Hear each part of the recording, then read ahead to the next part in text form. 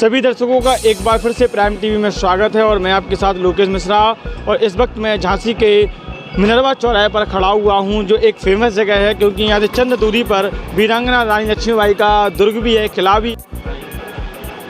सभी दर्शकों का एक बार फिर से प्राइम टीवी में स्वागत है और मैं आपके साथ लोकेश मिश्रा। और इस वक्त मैं झांसी के होने वाला अब इस देश में वही राज करेगा, जनता के बीच में काम करेगा, जनता के बीच में रहेगा। अब केवल ऊपर वाली हवा वाली राजनीति नहीं चलने वाली है। अब तो आप जनता के बीच में, जनता के लोगों के बीच में रह के जनता के लिए काम करोगे जब होगा। जैसे इनके एक नेता कहते थे, राजीव गांधी कांग्रेस के नेता रहे, पूर्व प्रधानमंत्री रहे, वो कहते थे कि मैं उधर से 100 का नोट बेचता हूँ तो आते आते 20 का नोट बचता है। जब जिस पार्टी का नेता ऐसी बात करता हो तो उन्हीं की पत्नी है, उन्हीं के बेटे हैं, जब ऐसी बात करते हो। मैं तो ये भी पूछना चाहता हूँ कि लोगों के रोज़गार क्या है, ये लोग इनका घर का खर्चा चलता कैसे है। भाई हम लोग भी राजनीति करते हैं, लेकिन हम लोग भी व्यापार करते हैं, किस तरीके से व्यापार करते हैं हम लोग जानते हैं। जहाँ तक सपा को लेकर बात की जाए तो अभी एक नया मुद्दा निकल कर सामने आ रहा है कि कुछ ईवीएम मशीनों में हेराफेरी के चलते सुप्रीम कोर्ट से वो स्टे मांग रहे हैं। तो क्या कहना रहेगा, क्या चुनाव बदल सकता है फिर से? देखिए, जहाँ भारतीय जनता पार्टी जीत जाती है वहाँ स्टे की बात करते हैं, क्योंकि इन लोगों ने जब इनका शासनकाल रहा तो इस यूपी के अंदर किस तरीके का गुंडागिर्दी का माहौल था, व्यापारी अपनी दुकान नहीं खोल पाता था। लगातार उन्हें वो पुराना समय, समाजवादी पार्टी के समय उन्हें ध्यान आया, जब उन्होंने बटन दबाया तो उन्होंने अपने आप को सुरक्षित महसूस किया और भारतीय जनता पार्टी वाले कमल के बटन को दबाकर उन्होंने पूर्ण प्रचंड बहुमत से भारतीय जनता पार्टी की सरकार बनाई। जो भी एक नया नारा चल रहा था सपा का, डंडे में तेल, सपा उपलाट वाला, क्या है ये, कुछ समझ में नहीं आया। देखिए, उनके पास जितने डंडे नहीं हैं उससे ज़्यादा कार्यकर्ता हमारे पास डंडे के साथ हैं। तो ये डंडे वाली जो बात करते हैं, तेल पिले हुए हैं, उतने तो हमारे स्वयंसेवक, विद्यार्थी परिषद और भारतीय जनता पार्टी के कार्यकर्ता हैं।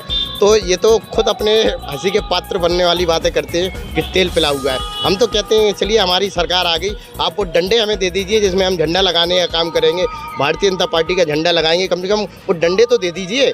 नहीं तो अभी नव संवत्सर पर हम लोगों का एक कार्यक्रम होता है, तो उसमें आप देख लीजिए कितने डंडे हम लोगों के पास हैं तेल पिले हुए। जब समय आएगा तो हम लोग तेल पिलाने का भी काम करते हैं और डंडा का इस्तेमाल करने का भी काम करते हैं। भारतीय जनता पार्टी बिल्कुल जनता के बीच में काम करती है और कभी किसी को धमकाने का काम नहीं करती है कि झंडा है, डंडा है। हमारे पास सब कुछ है, लेकिन हम लोग भारतीय जनता पार्टी के जितने भी कार्यकर्ता हैं, आज जैसे होली का त्यौहार है, सबने बड़ी सादगी के साथ त्यौहार मनाया है। आज सभी लोग जो खड़े हैं भारतीय जनता पार्टी के कार्यकर्ता हैं, हम लोग सबके साथ मिलकर काम करते हैं। उसका कारण है कि आज जनता हम लोग को चाहती है। हम लोग ये बातें नहीं करते हैं कि तारीख आ जाएगी तो हम लोगों के डंडे तेल पिले हुए हैं। हम लोगों के डंडे हैं, झंडे के साथ झंडे हैं और हम लोगों ने लगा दिए हैं। जो उनके जवाब है कि जो उनके डंडे थे उसमें हम लोगों ने झंडे लगा के पूरे उत्तर प्रदेश के अंदर प्रचंड बहुमत के साथ सरकार बनाई है। अब उनके डंडे अपने पास ही रखें, उसका इस्तेमाल अब हम लोग समय आने पे करेंगे।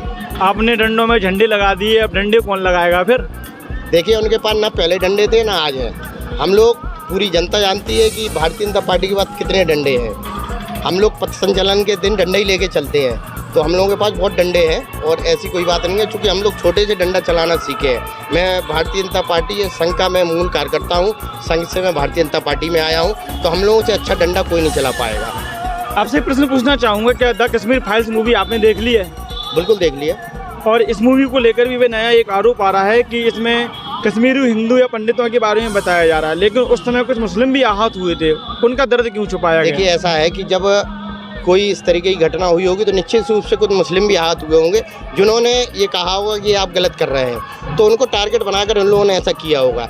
लेकिन वास्तव में जो मूवी बनी है, वास्तव में मैंने देखी, मैं देखने गया, वास्तव में बहुत ही शर्मसार घटना है। इस तरीके की कांग्रेस के राज्य में इस तरीके की घटना हुई, ये वास्तव में शर्मसार करने वाली बात है। बेटा किसी का हो, चाहे हिंदू का मुस्लिम है, बेटा बेटा होता है। जिस तरीके से उन लोगों ने कृत्य किए हैं, मारपीट की है, हत्याएं की है, इसका दंड इनको आने वाला ईश्वर जरूर देगा।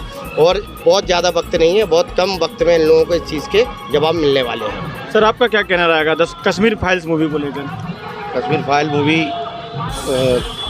अच्छी मूवी बनी हुई है, उस पर जो वहाँ घटित हुआ है उसके ऊपर बनी हुई है। अगर मानवता की बात लेकर देखा जाए तो सारा देश, प्रधानमंत्री भी इस बात को कह रहे हैं कि इस फिल्म को प्रमोट किया जाए, लेकिन कपिल शर्मा हटके जा रहे हैं। अब कल कपिल शर्मा जी हटके जाए तो उनकी क्या कहते हैं हम लोग? पूरा देश जहाँ एक तरफ है, कपिल शर्मा एक तरफ जा रहा है तो उन्हें एक तरफ जान दी। होली कैसी रही आपकी? बहुत बढ़िया होली रही। भैया, आपका क्या नाम है भैया? मेरा नाम पहला साहू जी। जैसा कि रवि शर्मा यहाँ से तीसरी बार विधायक बने हैं, तो क्या कहना रहेगा इस होली के पर्व पर? झांसी की जनता ने उनको अपना मूल वोट देके विजय बनाया है और हमारे ये कहना है सारी जनता को उनकी तरफ से और हमारी तरफ से बहुत बहुत शुभकामनाएं, बधाई और लोकेश जी की पूरी टीम को बधाई। क्या कहना रहेगा भाई आपका? आप भी बोले कुछ, क्या कहोगे आज के इस दिन को लेकर? अरे विधायक जी को सभी जनता ने एक तरफ जिताया है। ये चाहते हैं सब लोग कि विधायक जी झांसी के और अच्छा विकास करें और सभी को खुश रखें। ऐसे ही होली मनती रहे। भारतीय जनता पार्टी घर की पार्टी नहीं है, ये कोई जातिवादी पार्टी, ये सबकी पार्टी है। सबका साथ, सबका विकास। रवि शर्मा जी को हम लोग मंत्री के रूप में देखना चाहते हैं कि शपथ ग्रहण होने वाली 21 तारीख को, तो उनको बुंदेलखंड में तो झांसी है वो सबसे प्रथम है, मैन है, को जड़ है।